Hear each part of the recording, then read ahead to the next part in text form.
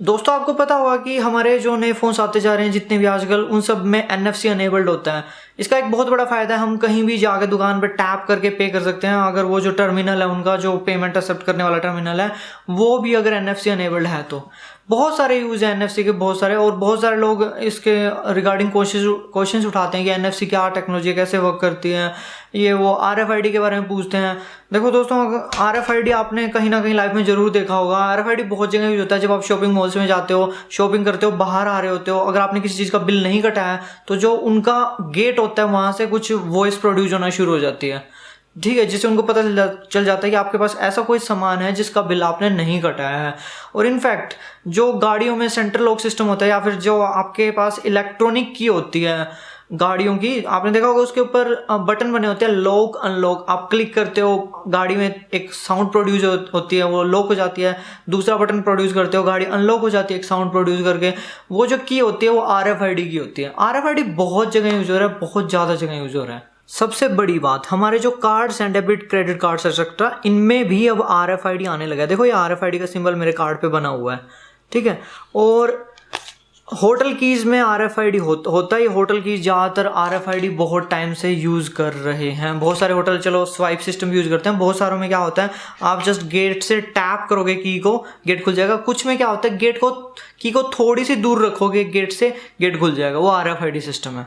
तो चलो दोस्तों, NFC और RFID दोनों को समझते हैं। और हाँ दोस्तों, एक बात और देखो, जो मैं आपको समझाऊंगा वो लेमन की भाषा होगी। हालांकि मैं भी आपके जहां तक जितने कंसेप्ट्स आपके जरूरी होंगे ना रियल लाइफ में आगे जो हम वीडियोस में डिस्कस कर सकते हैं, वहां तक आपके सारे कंसेप्ट क्लियर कर दूंगा, ठीक है।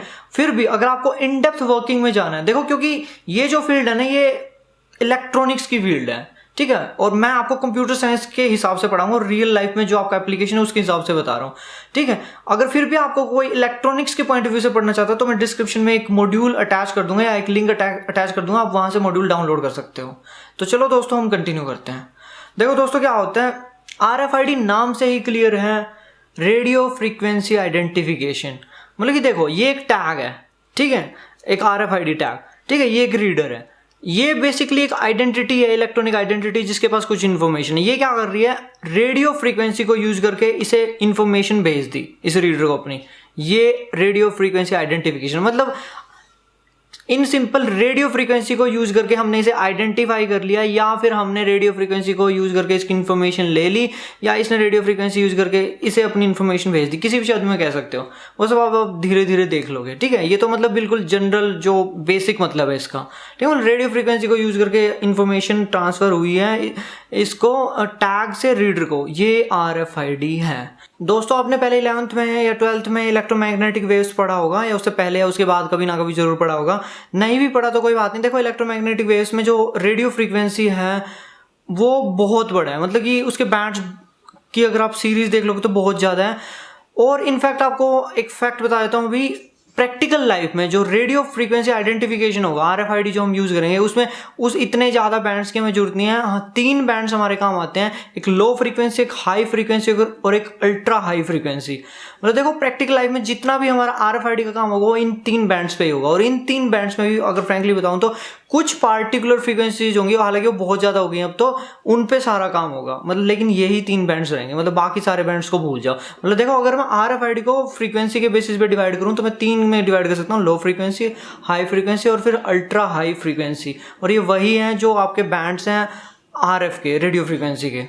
देखो दोस्तों, इस फील्ड में सबसे इंपॉर्टेंट कंसेप्ट्स हैं, कुछ फैक्ट्स हैं, बजाय कि डाटा इसमें कोई इंपॉर्टेंट नहीं है। जो मेन डाटा होगा ना वो आपको बाद में बता दिया जाएगा। अभी कुछ फैक्ट्स जो इंपॉर्टेंट है वो सुनते जाओ। देखो जैसे जैसे मैं फ्रीक्वेंसी को बढ़ाता जाऊंगा ना, जो आपकी वेव होगी ना उसकी रेंज बढ़ती जाएगी। मतलब रेंज से मेरा मतलब ये नहीं है कि किसी डिस्टेंस पे जाकर वेव खत्म हो जाएगी, यार इलेक्ट्रोमैग्नेटिक वेव इनफाइनाइट डिस्टेंस तक जाती है। बट अब देखो, मान लो कि एक टैग है, ठीक है, मैंने यहाँ से 50 वोल्ट की पावर भेजी इस टैग से रीडर के पास, ठीक है। एक तो मैं ले रहा हूँ अल्ट्रा हाई फ्रीक्वेंसी और एक मैं ले रहा हूँ लो फ्रीक्वेंसी, ठीक है। मतलब एक तो है अल्ट्रा हाई फ्रीक्वेंसी और एक है low frequency. Ultra high frequency के केस में वही 50 वोल्ट की पावर मैंने भेजी, सब कुछ सेम है, बाकी ये रीडर सब सेम है, इन दोनों का एंटीना सेम है, दोनों टैग्स का, ठीक है। एंटीना का साइज सब कुछ सेम है, बट जो पावर मैंने भेजी वो अलग अलग वेव है, वेव अलग अलग है दोनों की, मतलब ठीक है। इसकी वेव अल्ट्रा हाई फ्रीक्वेंसी है, ये इस रीडर को 40 वोल्ट रिसीव हुई, ठीक है। लो फ्रीक्वेंसी के केस में भेजूंगा, ऐसा हो सकता है कि इसको 20 वोट रिसीव हो या 10 वोट रिसीव हो। मतलब कि देखो जैसे जैसे मैं फ्रीक्वेंसी बढ़ाता जाऊंगा ना, रेंज एक तरह से बढ़ती जाएगी। मतलब रेंज से मेरा मतलब है कि मान लो इस रीडर को चाहिए थी 25 वोट की पावर, तो भाई मैं इस रीडर को कहाँ प्लेस करूं, कितनी दूर तक मैं इसे प्लेस कर सकता हूं कि इसको 25 वोट की पावर रिसीव हो जाए। ठीक है, मतलब कि मेरा कहने का मतलब ये है, जितनी आप हाई फ्रीक्वेंसी यूज करोगे ना, आप उतने इनके बीच में डिस्टेंस बढ़ा पाओगे रीडर और टैग में। ठीक है, और डाटा की स्पीड सबसे बड़ी बात, जितनी मैं हाई फ्रीक्वेंसी यूज करूंगा ना, उतना तेजी से मैं डाटा भेज पाऊंगा। ठीक है, जितना मैं ज्यादा मतलब कि फ्रीक्वेंसी यूज करने वाला उतना स्पीड मेरी बढ़ जाएगी। मतलब अगर इसमें मान लो कि 1 MB पर सेकंड है, MB भी नहीं होती इसमें, केबी पर 400 KB पर सेकंड मान लो, तो इसमें जो हाई लो फ्रीक्वेंसी में मेरी है 400 KB पर सेकंड, जो हाई के केस में मान लो कि मेरी चली गई 2-3 MB पर सेकंड। ठीक है, या उससे भी ज्यादा, डिपेंड करता है वो। मतलब कि इतना डिफरेंस आ जाता है लो फ्रीक्वेंसी और अल्ट्रा हाई फ्रीक्वेंसी यूज करने में। जो जनरली आपको मार्केट में टैग्स मिलेंगे, जो लो फ्रीक्वेंसी का टैग होगा वो सस्ता होगा, जैसे जैसे आप फ्रीक्वेंसी बढ़ाते जाओगे वो जो टैग्स होंगे वो महंगे होते जाएंगे। ठीक है दोस्तों, देखो सबसे इंपॉर्टेंट कंसेप्ट है टैग्स के टाइप्स। सबसे इंपॉर्टेंट देखो, टैग होता है ना हमारा 3 टाइप का हो सकता है, एक एक्टिव टैग, एक पैसिव टैग और एक बैटरी ऑपरेटेड पैसिव टैग। ठीक है, जैसे कुछ लोग सेमी एक्टिव टैग भी बोलते हैं, बट वो उसका सही रियल सेंस में उसे BAP यानी कि बैटरी असिस्टेड पैसिव टैग बोलना चाहिए, वो ज्यादा बेटर रहता है। इस टॉपिक को आगे बढ़ाने से पहले मैं आपको एक बहुत ही कंसेप्चुअल और बहुत ही इंपॉर्टेंट बात बताता हूँ। आप में से कुछ लोगों को पहले पता भी होगा, कुछ जिनको ना भी ये बात समझ में आए, कोई बात नहीं, इग्नोर कर देना, बट ये हेल्पफुल है। देखो ये कोई मान लो कि रीडर सब्सटेंस है, कोई भी सब्सटेंस है। ठीक है, देखो दोस्तों क्या होता है, एक होता है नियर रीजन, एक होता है far region, near field far field. आप लोगों में से कुछ लोगों ने पढ़ा भी होगा। देखो एक वेव है, इलेक्ट्रिक फील्ड और मैग्नेटिक फील्ड है उसमें। जब मैं नियर रीजन में हूं ना, उसके आसपास मान लो, बिल्कुल आम बंदे की भाषा में, उसके आसपास वाले रीजन में मैं इंडिपेंडेंटली इन दोनों की बात कर सकता हूं। मतलब मैं अलग से मैग्नेटिक फील्ड की बात कर सकता हूं, अलग से इलेक्ट्रिक फील्ड की बात कर सकता हूं। कुछ केसेस में ऐसा हो सकता है पास में कुछ रीजन में कि मैग्नेटिक फील्ड इलेक्ट्रिक फील्ड के ऊपर हैवी हो जाए या उल्टा हो जाए। ठीक है, मतलब कि देखो हम जो स्टडी करेंगे ना, हम नियर फील्ड में सिर्फ मैग्नेटिक फील्ड को मान के चलेंगे। भाई नियर रीजन में सिर्फ मैग्नेटिक फील्ड है, इलेक्ट्रिक फील्ड को हम बिल्कुल निगलेक्ट करते हैं, हम उसकी बात ही नहीं करेंगे। याद रखना, नियर फील्ड में ये दोनों एक दूसरे के लगभग इंडिपेंडेंट है। ठीक है, जब ये फार हो जाएंगी तो ये एक दूसरे पर डिपेंडेंट होना शुरू हो जाएंगे, जैसे जैसे फार हो जाएंगे और बिल्कुल डिपेंडेंट हो जाएंगे। मतलब कि देखो आप में शायद कुछ लोगों को समझ में ना भी आया, नहीं भी आया कोई बात नहीं, आप नियर फील्ड फार फील्ड ये सब पढ़ सकते हो अलग से, जो भी आप पढ़ना चाहो, गेन के बारे में पढ़ सकते हो, जो आप पढ़ना चाहो अलग से पढ़ लो, बेटर रहेगा अगर आपको इलेक्ट्रॉनिक्स के पॉइंट ऑफ व्यू से पढ़ना है तो।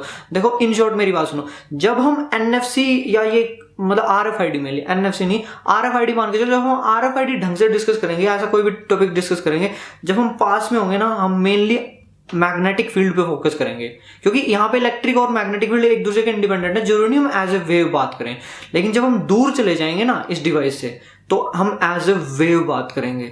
ठीक है, क्योंकि उसमें ये दोनों एक दूसरे पे डिपेंडेंट हो जाती हैं बिल्कुल। हम इंडिपेंडेंटली इलेक्ट्रिक या मैग्नेटिक फील्ड पे बात नहीं कर सकते, ये बात मेरी याद रखना। ठीक है, और ये बहुत काम आएगी आपकी।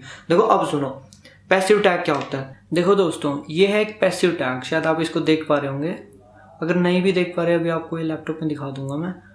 इसमें कुछ नहीं है, बेसिकली एंटीना दिख रहा होगा आपको, मेनली जो ये लाइंस हैं बनी हुई, बहुत सारी लाइंस हैं, ये दिख रही होंगी जो एंटीना है। देखो दोस्तों, ये एक रीडर है। ठीक है, ये एक पैसिव टैग है। तो बेसिकली वर्क कैसे करेगा, जब आप मतलब आपने अभी या अब से पहले अपनी पिछली किसी क्लास में फैराडे लॉ के बारे में पढ़ा होगा। ठीक है, जो इंडक्शन को लेके फैराडे का लॉ है। देखो बेसिकली होगा क्या, ये एक रीडर है, इसका जो मैग्नेटिक फ्लक्स होगा ना, वो इसमें पावर इंड्यूस कर देगा, करंट इंड्यूस कर देगा। ठीक है, जो इसका एंटीना होगा बेसिकली, जो इसीलिए इस शेप में बनाया गया, बिल्कुल कोयल टाइप, रिंग नहीं बेसिकली, ये थोड़ा चकोर टाइप है, वैसे रिंग टाइप में भी होता है। ठीक है, इसको इस टाइप से बनाया गया है ताकि इससे जो मैग्नेटिक फ्लक्स प्रोड्यूस होगा ना, वो इसके थ्रू पास हो, तो यहाँ पे करंट इंड्यूस करते हैं। अगर आपको नहीं भी समझ गया तो अभी देखो आपको लैपटॉप पे दिखाता हूँ। दोस्तों, ये है यूजुअल RFID टैग, ये है चिप, ये है एंटीना, आप देख पा रहे होंगे। ठीक है, ये भी यही डायग्राम है बट छोटा है इससे। ठीक है, इसको देखो ध्यान से। और होता क्या है दोस्तों, ये एक कंटैक्टलेस रीडर है, ये इसकी रिंग है। इस रिंग से क्या होगा, मैग्नेटिक फ्लक्स निकल रहा है। देखो मतलब मैग्नेटिक फील्ड, फैराडे लॉ का आपको पता ही होगा दोस्तों, होगा कुछ नहीं, यहाँ पे पावर जनरेट हो जाएगी, ये जो हमारा टैग है ये उस पावर पे वर्क करेगा। देखो यहाँ पे भी रिंग है, एक्चुअली बेसिकली ये एंटीना है आपका, ये एंटीना क्या करेगा, यहाँ पे पावर प्रोड्यूस कर देगा, यू नो फैराडेज लॉ से। तो ये पूरा जो आपका टैग है, कंटैक्टलेस कार्ड है इस केस में, ये पूरा एक टैग है RFID का, ये पूरा उस पावर पे वर्क करता है। आप इसको इस ढंग से भी समझ सकते हो दोस्तों। ये आपका रीडर है, ये आपका टैग है, यहाँ से जो मतलब मैग्नेटिक फ्लक्स प्रोड्यूस हो रहा था उससे इसमें करंट इंड्यूस हो गया, मतलब पावर मिल गई इसको, उस पावर पे पूरा ये टैग वर्क करता है। ये इंडक्टिव कपलिंग है दोस्तों। इससे आपको क्लियर हो गया होगा कि पैसिव टैग कैसे वर्क करता है। वैसे देखो पैसिव टैग की दो टेक्निक्स होती हैं, एक होती है इंडक्टिव, एक होती है कैपेसिटिव। कैपेसिटिव को भी छोड़ दो, कोई काम भी नहीं आएगी आपको, इंडक्टिव ज़्यादा काम आएगी हर जगह जहाँ भी आप प्रैक्टिकल लाइव एग्जाम्पल्स देखोगे। इंडक्टिव वही है जो मैंने अभी आपको बताया था, मतलब कि मैग्नेटिक फ्लक्स से हमने इसमें करंट इंड्यूस कर दिया। देखो होता क्या रियल लाइफ में, मान लो कि मैं ये एक रीडर यूज कर रहा हूँ, ये एक पैसिव टैग है, ठीक है, जो इसकी मैग्नेटिक फ्लक्स है उसकी वजह से इसको मिली 50 वोल्ट की पावर, ठीक है। 50 वोल्ट में से 40 वोल्ट ये कर देगा रिफ्लेक्ट, मतलब कि देखो 10 वोल्ट तो कंज्यूम कर ली इस चिप ने, इसको मिली तो 50 वोल्ट, लेकिन ये चिप भी तो अंदर फंक्शनिंग करेगी ना। चिप की फंक्शनिंग की वजह से मान लो कि 40 वोल्ट की वेव वापस आई है और इसके पास आई है, ठीक है, इसने इसको 40 वोल्ट की वेव वापस भेज दी, ठीक है। मतलब कि देखो एक तरह से आप ये कह सकते हो कि जो पैसिव टैग है वो टैग है जो खुद से पावर जनरेट नहीं कर पा रहा, जिसको कुछ एक्सटर्नल सोर्स की जरूरत पड़ रही थी खुद से पावर जनरेट करने के लिए, ठीक है, मतलब पावर जनरेट करने के लिए एक तरीके से, ठीक है।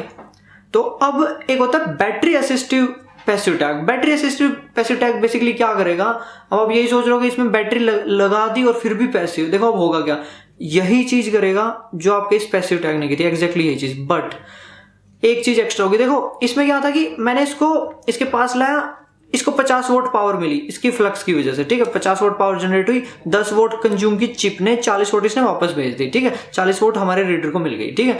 ये क्या करेगा बैटरी असिस्टिव, ये मान लो वो 10 वोल्ट और ऐड कर दिया, मतलब वो बैटरी क्या करेगी 10 वोल्ट और ऐड कर दिया, मतलब 50 वोल्ट जनरेट हुई थी, 50 वोल्ट इसको भेज दी, ठीक है। 10 वोल्ट से ज्यादा भी हो सकती है, कितनी भी हो सकती है। मतलब देखो बेसिकली कंसेप्ट क्या होता है, जितनी पावर ये देगा ना, मान लो कि इसने 50 वोल्ट का सिग्नल भेजा है, ठीक है, मतलब कि 50 वोल्ट भेजा है पावर, ये कह लो, तो होगा क्या, जितना मैं ज्यादा वो जितना पावर होगी ना उतना दूर तक वो सिग्नल जाएगा, अगर सारी चीजें सेम कर दूं जितनी पावर होगी, ठीक है। तो इससे एक तरीके से हुआ क्या, जो बैटरी असिस्टिव पैसिव टैग्स आपका है वो रेंज बढ़ाने के काम करेगा। मतलब कि पहले अगर इनका डिस्टेंस ये था तो अब इनका डिस्टेंस ये हो सकता है, वो डिपेंड करता है बैटरी पे, जितनी भाई बैटरी पावर दे रही है उतनी वो पावर बढ़ जाएगी टोटल, उतने वो दे पाएगा, उतना वो सिग्नल भेज पाएगा, ठीक है। तो मतलब कि मैं डिस्टेंस बढ़ा सकता हूँ बैटरी को यूज करके, इसलिए बैटरी असिस्टेड पैसिव टैग है वो दोस्तों ज्यादा यूजफुल है, थोड़ा सा खाली पैसिव टैग है, मतलब हम इससे रेंज बढ़ा सकते हैं एक तरीके से, ठीक है। मतलब समझे, देखो पैसिव टैग क्या है कि मैंने इसको पावर दी, मतलब इसके मैग्नेटिक फ्लक्स से ले रहा था, काम कर रहा था, ठीक है, कोई बात नहीं। बैटरी असिस्टेड पैसिव टैग ने बेसिकली क्या किया, रेंज बढ़ाने में हमारी हेल्प कर दी इस पैसिव टैग के। अब फिर एक होता है एक्टिव टैग, जो मतलब कि देखो एक्टिव टैग भी बेसिकली दो तरीका होता है। जो मेन एक्टिव टैग हम यूज करते हैं ना, जो मेन एक्टिव टैग जो हम जिसे कहते हैं अवेकन टैग्स, जो सबसे ज्यादा यूज एक्टिव टैग्स है हमारे, वो क्या करते हैं बेसिकली, मान लो कि कोई टैग है कहीं रुका है, आपसे काफी दूर है वो, ठीक है, जो एक्टिव टैग की टेक्नोलॉजी हम दूर के लिए यूज करते हैं, याद रखना पैसिव टैग नजदीक के लिए, एक्टिव टैग दूर के लिए।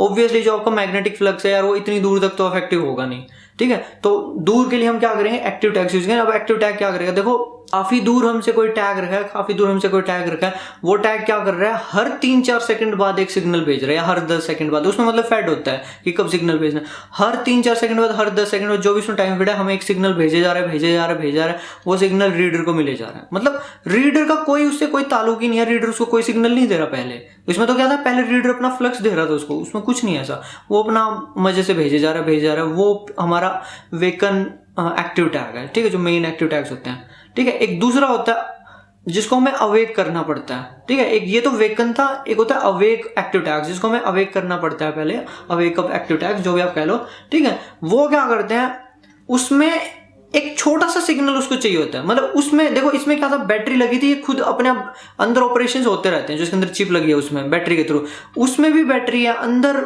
बहुत ही मिनिमम ऑपरेशंस पहले चलते हैं। चलते भी क्या है, एक अलर्ट सिग्नल होता है, अगर मैं डीप में चले जाऊं तो एक मतलब अलर्ट फंक्शन होता है, वो अलर्ट फंक्शन ऑन रहता है, मतलब कि एक छोटा सा करंट होता है जो उस अलर्ट फंक्शन को ऑन रखता है। जैसे ही उसको हल्की सी भी पावर मिलती है ना, हल्की सी भी रीडर की, हल्की सी भी, वो पूरा जो उसका सर्किट है पूरा एक्टिव हो जाएगा और उसको रिटर्न में एक सिग्नल भेज देगा।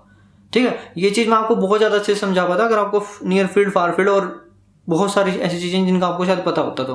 ठीक है, कोई बात नहीं, आगे हम गेन वेन बहुत किसी और वीडियो में हम ये सब चीजें डिस्कस करेंगे। ठीक है, मतलब अभी के लिए मेरी मेन बात सुन लो, मतलब आपको डिफरेंस क्लियर हो जाना चाहिए। देखो मेन जो हमारा एक्टिव टैग है ना, वो क्या है भाई, आराम से सिग्नल भेजे जा रहे हैं जो आपके ज्यादा यूज होगा, जहां पे देखो प्रैक्टिकली हुई। एक फिर अनअवेक एक्टिव सिग्नल्स भी, एक्टिव टैग्स भी होते हैं जो हम ज्यादा यूज नहीं करते।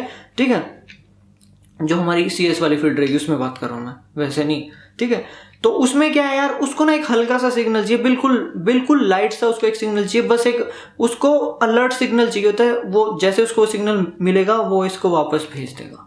ठीक है, वो इसको मतलब एक सिग्नल वापस भेज देगा। देखो दोस्तों, अब रियल लाइफ में आओ एक बार, देखो जो इस टाइप के कार्ड्स होते हैं ना, जैसे ये मेरा पेमेंट कार्ड है, मतलब कि जो मेरा वीजा है, ठीक है, इसके ऊपर ये जिनके ऊपर ये सिंबल बना होता है उनकी बात कर रहा हूँ मैं, जो आपके कार्ड पे शायद बनाओ शायद ना बनाओ, अगर ये बना तो ये RFID कार्ड है। ठीक है, जो ये मेट्रो कार्ड है, जो ये मेरे होटल की है। तो दोस्तों जो ये इस टाइप के जितने भी आपको कार्ड्स मिलेंगे ये सब पैसिव टैग्स हैं। ठीक है, मतलब देखो रियल दुनिया में आपको पैसिव टैग ऐसे ही मिलेंगे। होगा क्या, ये एक रीडर होगा, पैसिव टैग कैसे वर्क करेगा अभी आपको बताया था। आप इसको पास में लाओगे, इसके मैग्नेटिक फ्लक्स से ये चार्ज हो जाएगा, ये इसको इलेक्ट्रोमैग्नेटिक वेव भेजेगा, मतलब रेडियो फ्रीक्वेंसी भेजेगा, RF रेडियो फ्रीक्वेंसी वेव, और ये खुल जाएगा बोल रहा हूँ, ये रीडर से डिटेक्ट कर लेगा। मतलब यूजुअली आप इसे ज्यादातर आप इसको होटल्स में देखोगे, आप इसे रखोगे गेट पे और गेट खुल जाएगा। ठीक है, या फिर आप इसे पेमेंट मशीन्स पे देखोगे। ठीक है, जहां भी देखो, मतलब इस टाइप के होंगे पैसिव टैग्स, याद रखना, मतलब जो बिना बैटरी वाले हैं। ठीक है, और एक्टिव टैग्स कैसे होंगे, रियल टाइम लोकेशन को ट्रेस करने के लिए, मतलब समथिंग कैसे कि ये एक कार्ड है, मतलब ये टैग है, ये रखा है, ये वैसे एक्टिव नहीं है, पैसिव है।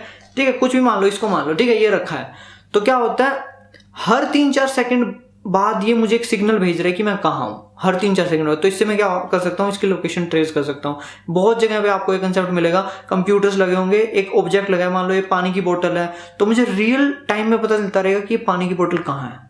ठीक है, मैं रियल टाइम में उसे डिटेक्ट कर पाऊंगा। ठीक है, उसके ऊपर छोटा सा टैग लगा होगा। ठीक है, और ये टेक्नोलॉजी बहुत ज़्यादा बढ़ चुकी है, बहुत जगह यूज होती है। मतलब यूजुअली जो एक्टिव टैग्स होंगे ना, वो यूज होगा आपके रियल टाइम लोकेशन ट्रेसिंग में, या लोकेशन ट्रेसिंग में, बहुत सारी चीज़ों में। और जो पैसिव होगा वो जो नज़दीक की जो पेमेंट सिस्टम्स हैं या जो गेट वगैरह के सिस्टम है, और बहुत जगह यूज होते हैं। ठीक है, और एक जो बहुत ही बड़ा मिसकंसेप्शन पहले फैल गया था कि जो हमारे नोट्स आएंगे आगे, उनमें बिना बैटरी के होंगे और उनमें RFID टैग लगा होगा बिना बैटरी वाला, और उनसे लोकेशन ट्रेस कर पाएंगे, जो कि चीज़ पॉसिबल नहीं है। ठीक है, याद रखना, पैसिव टैग को आप लोकेशन ट्रेसिंग के लिए कैसे यूज कर सकते हो, मतलब बैटरी नहीं है और आप उसे लोकेशन ट्रेसिंग के लिए यूज कर रहे हो, RFID टैग को, ये चीज़ पॉसिबल नहीं है अभी तक। मतलब यार वो बहुत कम डिस्टेंस के लिए बने हुए हैं यार, ऑब्वियसली ये चीज़ पॉसिबल नहीं है। सो देखो दोस्तों, आपने इस टाइप के टैग्स कहीं ना कहीं जरूर देखे होंगे। ठीक है, ये जो सिंबल है NFC का, कहीं ना कहीं तो जरूर देखा होगा। अब मेन क्वेश्चन उठता है कि NFC क्या है, ये RFID से कैसे अलग है, या आपने इस टाइप का कोई सिंबल देखा होगा, ऐसे N लिखा हुआ, या फिर इस टाइप का देखा होगा कोई सिंबल। यार बहुत सारे हो यार, मेनली हम इसको कुछ इस टाइप से रिप्रेजेंट करते हैं। ठीक है, इस टाइप के NFC लिखा होता है। देखो दोस्तों, मेनली पहली बात, NFC स्मार्टफोन्स की टेक्नोलॉजी है। ठीक है, इसे और जगह भी इम्प्लीमेंट किया जा सकता है टाइम के साथ, मतलब मेनली अभी तक ये स्मार्टफोन्स के लिए ही मेनली यूज हो रही है।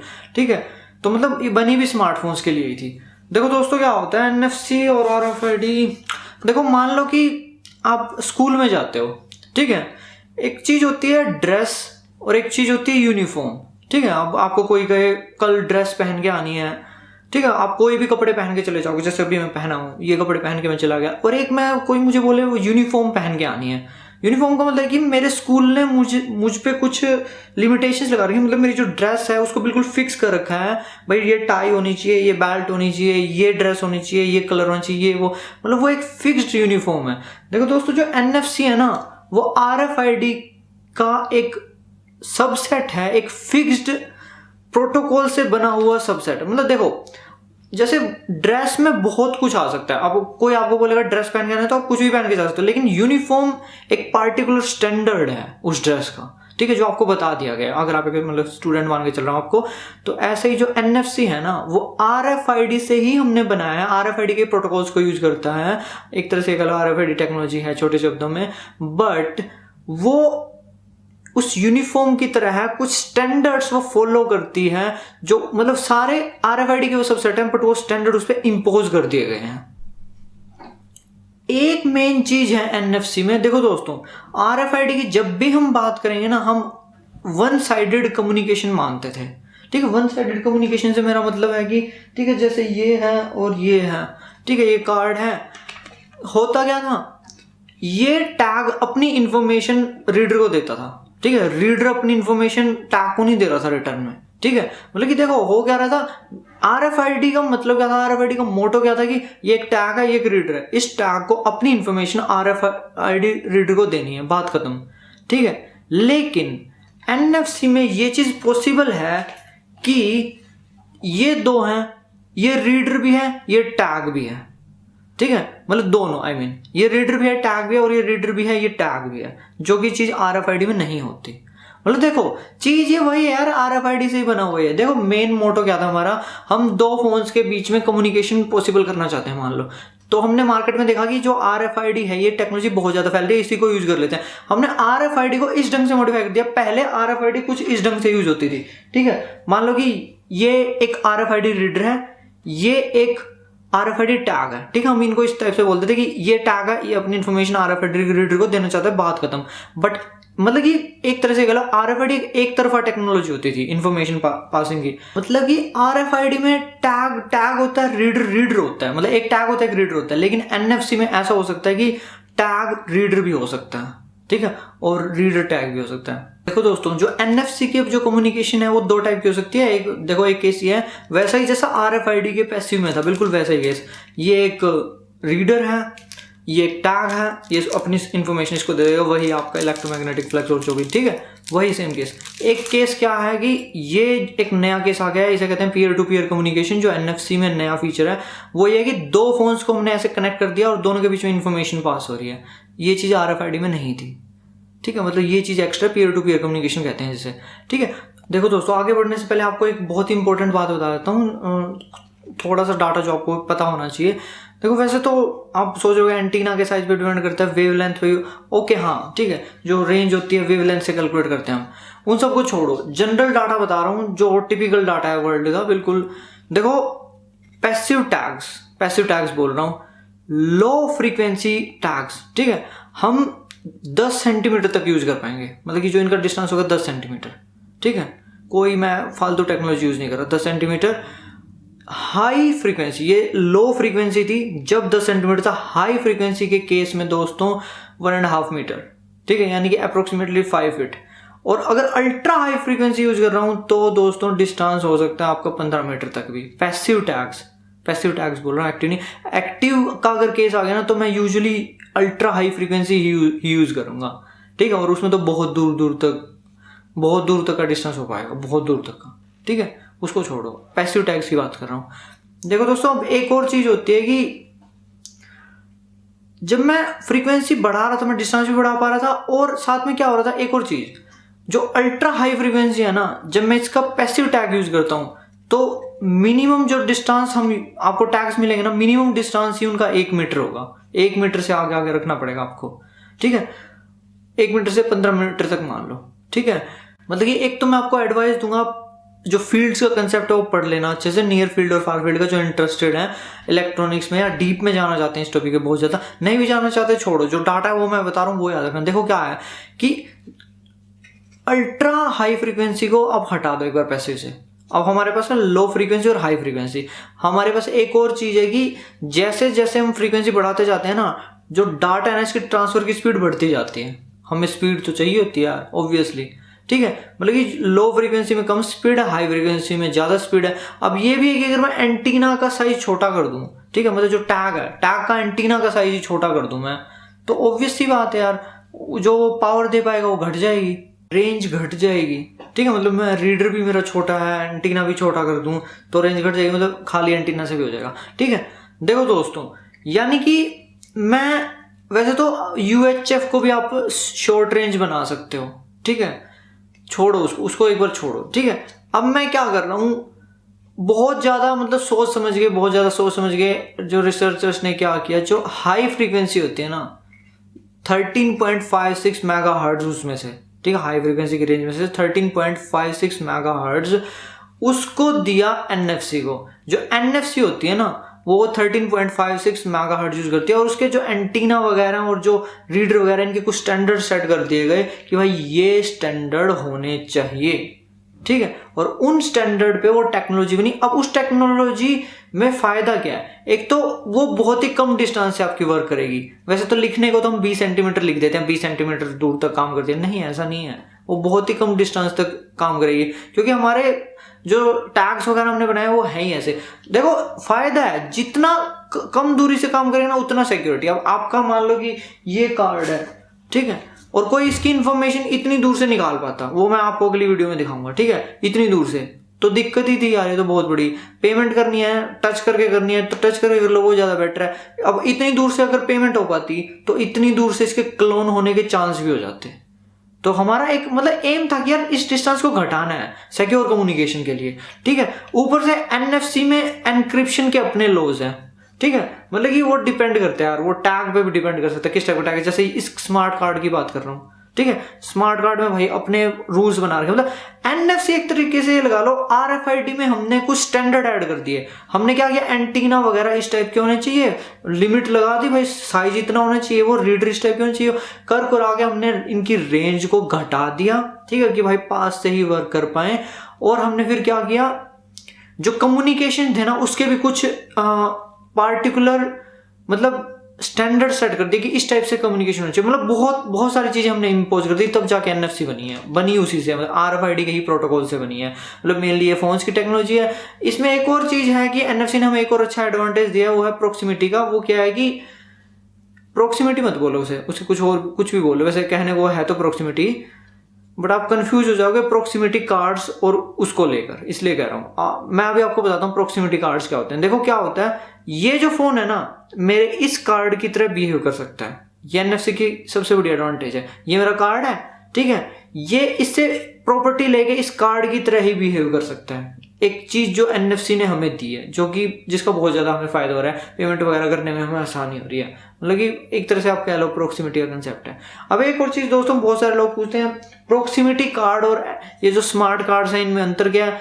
यार देखो अभी मैंने आपको बताया कि जो एनएफसी है ना वो 13.56 मेगाहर्ट्ज पे काम करती है, ठीक है। आरएफआईडी तो बहुत सारी है। जो प्रोक्सिमिटी कार्ड होते हैं ना, पहले प्रोक्सिमिटी कार्ड आपने होटल वगैरह में देखा होगा, बहुत दूर से, लगभग इतनी दूर से गेट खोल देते हैं, ठीक है, आप लगाया गेट खुल गया, ठीक है। वो काम करते थे लो फ्रीक्वेंसी पे, ठीक है, वो थे, वो बिल्कुल अलग थे और ये बिल्कुल अलग है। मतलब स्मार्ट कार्ड्स हैं आपके 13.56 मेगाहर्ट्ज वाले, और ये हैं आपके 125 किलोहर्ट्ज, यानी कि आपकी लो फ्रीक्वेंसी वाले, ठीक है। स्मार्ट कार्ड्स हमारे नए कार्ड्स हैं, ये हमारे पुराने कार्ड्स हैं, ठीक है। ये हमारे कहने को सिक्योर कह लो इनको, नहीं सिक्योर नहीं कहूंगा मैं, अगली वीडियो में देखेंगे वो, ठीक है। मतलब कि प्रोक्सिमिटी कार्ड और एनएफसी कार्ड्स के बारे में आप और भी पढ़ सकते हैं, मतलब जो स्मार्ट कार्ड्स के बारे में आप और भी ज्यादा पढ़ सकते हो, ठीक है, आपको और ज्यादा पता चल जाएगा।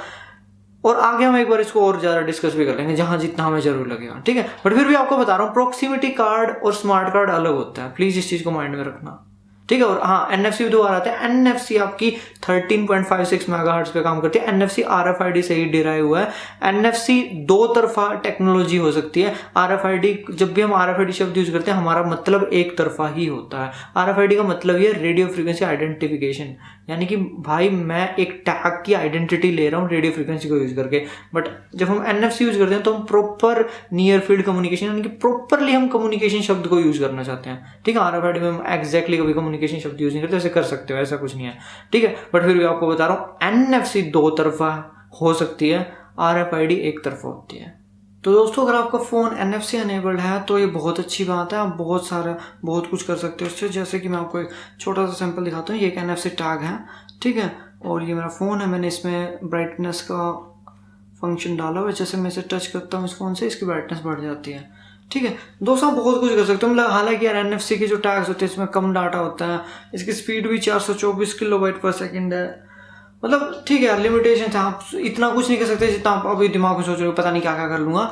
लेकिन आप थोड़ा बहुत कुछ इससे कर सकते हो, मतलब कि आपने घर पे एक NFC का टैग लगा दिया, उसमें क्या किया, वाईफाई का पासवर्ड सेव्ड है, ठीक है। कोई भी आएगा अपना NFC ऑन करेगा, इससे कनेक्ट करेगा तो ऑटोमेटिकली उसके में वाईफाई लॉगिन हो जाएगा, मतलब पासवर्ड वगैरह सेव हो जाएगा, सब सेटिंग सेव हो जाएंगी, वाईफाई लॉगिन हो जाएगा, ठीक है। आप बहुत कुछ छोटी मोटी चीज़ें कर सकते हो इससे, ठीक है। अगर रूटेड फ़ोन है तो आप ज़्यादा कर सकते हो, ठीक है। मतलब बिना रूट के काफ़ी लिमिटेशंस होती हैं। और हाँ दोस्तों देखो, ये टॉपिक है, बहुत बड़ा टॉपिक है। इसको लेकर अभी जो ये कार्ड है, इसको लेकर बहुत सारे क्वेश्चंस पूछे जाते हैं, बहुत सारे इश्यूज होते हैं, इनको हम डिस्कस करेंगे। NFC की कन्फिग्रेशन वगैरह, NFC को आप कहाँ कहाँ कैसे कैसे यूज़ कर सकते हो, उसको लेकर अलग वीडियो। और बहुत सारी चीज़ें आ रही, एप्पल एंड्रॉयड के लगभग तो ज़्यादातर फोन्स में आने लगा है, एप्पल तो लगभग देता ही है, ठीक है। और एप्पल का और इसका जो थोड़ा NFC है वो थोड़ा अलग टाइप है। NFC तो लगभग सेम ही है, बट जो कार्ड को रीड करने का मेथड है वो थोड़ा अलग है। वो सब चलो हम देख लेंगे, SCE और जो आपका SC ऐसे के और एलिमेंट और जो होस्ट कार्ड है वो सब हम देखते रहेंगे। और भी बहुत सारी वीडियोज आएंगी इस टॉपिक पे दोस्तों। अगर आपको कोई चीज़ नहीं भी क्लियर हो तो नीचे कमेंट कर देना। और फिर भी एक और चीज़ बोलता हूँ, अगर कोई बिल्कुल इन डेप्थ जाना चाहता है इस फील्ड के, जिसके एक कंप्यूटर साइंस के स्टूडेंट को जरूरत नहीं है, एक आम बंदे को भी जरूरत नहीं है, इलेक्ट्रॉनिक्स का स्टूडेंट है या जो हार्डवेयर पे फोकस करना चाहता है, तो भाई इस बहुत सारी चीज़ें जो आपको पढ़नी पड़ेंगी, इलेक्ट्रोमैग्नेटिक वेव्स को पूरा कंसेप्ट, एंटीना वगैरह, मॉड्यूलेशन वगैरह, आपको बहुत कुछ पढ़ना पड़ेगा। तो चलो दोस्तों, ये वीडियो देखने के लिए धन्यवाद, आपका दिन शुभ रहे। और हाँ, इस टॉपिक पे और भी वीडियोज आएंगी।